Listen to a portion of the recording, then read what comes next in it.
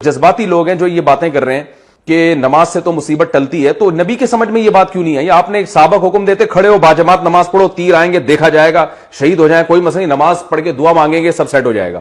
او بھائی اسباب یہ کہتے ہیں کہ تیر جب آتا ہے نا، گولی جب آتی ہے تو وہ نمازی اور روزے دار اور بے نمازی میں فرق نہیں کرتی۔ آپ نمازی کے یہاں رکھ کے بندوق چلائیں گے وہ بھی مرے گا، چرسی کے رکھ کے چلائیں گے وہ بھی مرے گا، یہ گراؤنڈ ریئلٹی ہے۔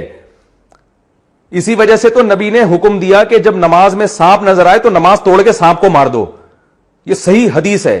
یہ تھوڑی حکم دیا کہ نماز میں سانپ نظر آئے تو کوئی بات نہیں، تمہارا بھی اللہ سے کنیکشن ہے اور نماز بلاؤں کو ٹالتی ہے، تو یہ سانپ کیا بلا، یہ خود ہی ٹل جائے گی، تم نماز نہیں چھوڑنا، بلکہ حکم دیا نماز چھوڑو پہلے سانپ کو مارو۔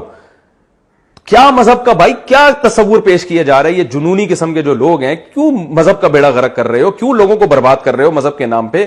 علم صحیح نہیں ہے تو چپ رہ جاؤ، یہ زیادہ بہتر ہے تمہارے لیے۔ تو یہ نبی صلی اللہ علیہ وسلم کی تعلیمات ہے جو میں آپ کو بتا رہا ہوں۔ اب آپ دیکھیں، آپ صلی اللہ علیہ وسلم نے وہ تمام اسباب اختیار کیے غزوہ خندق میں۔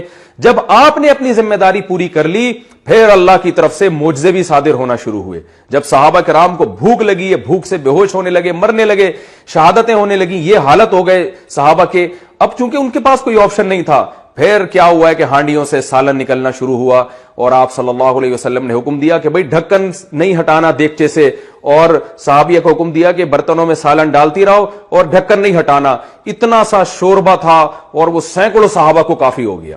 اب اللہ کی طرف سے معجزے ہوئے ہیں، اب اللہ کی مدد آئی ہے۔ آپ اپنی ذمہ داری بھائی پوری کرو، چاہے وائرس کے بارے میں ہو، چاہے وہ کورونا وائرس کے بارے میں ہو، چاہے وہ صحت کے بارے میں ہو، چاہے وہ ڈیفنس کے بارے میں ہو، اپنی ذمہ داری آپ نے پوری احتیاطی تدابیر کرنی ہے۔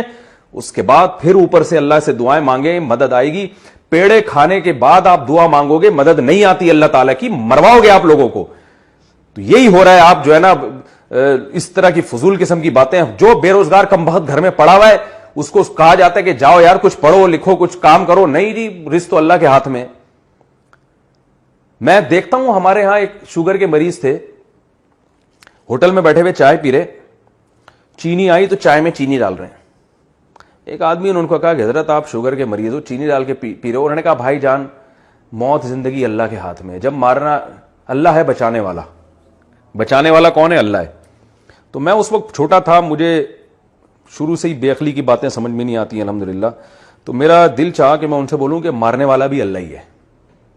ایک بات کر رہے ہو کہ بچانے والی ذات اللہ کی ہے، تو کیا یہ جتنے لوگ جو مرتے ہیں یہ کس نے مارے ہوتے ہیں؟ گورنمنٹ نے مارے ہوتے ہیں؟ کس نے مارے ہوتے ہیں؟ اللہ ہی مار رہا ہوتا ہے سب کو۔ تو جو بچانے والا ہے وہ بھی اللہ ہے اور مارنے والا بھی اللہ ہے، اور اللہ کا قانون یہ ہے کہ جو کوشش کرتا ہے اکثر اس کو بچا لیا جاتا ہے، جو کوشش نہیں کرتا وہ اکثر مر جاتے ہیں۔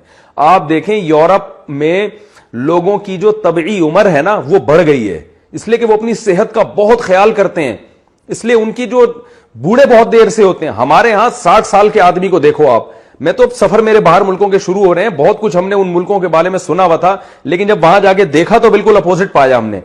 ان لوگوں کی صحتیں بہت، وہ تو وائرس آ گئے، وہ تو اللہ کا عذاب بن کے جس نے پوری دنیا میں تباہی مچا دی ہے، لیکن جرنلی ان لوگوں کی صحتیں بہت اچھی ہیں، عمریں ان کی لمبی ہیں۔ وجہ اس کی یہ کہ وہ خیال 60 سال میں تو وہ بعض ان میں یہ کہتے ہیں کہ اب تم نے جینا شروع کیا ہے۔ ہمارے یہاں 60 سال کے آدمی کا حال دیکھو آپ، توندیں نکلی ہوئی ہیں، اور اس کی شوگر کا مریض ہوگا، بلڈ پریشر کا مریض ہوگا، اور گردے اس کے فیل ہو چکے ہوں گے۔ ہمارے ایک دوست ہیں کینسر کے بہت بڑے اسپیشلسٹ ہیں، یو کے میں ہوتے ہیں، میں ان کا کئی دفعہ تعارف کروا چکا ہوں، اور ہیں پاکستانی، بڑے نیک آدمی ہیں۔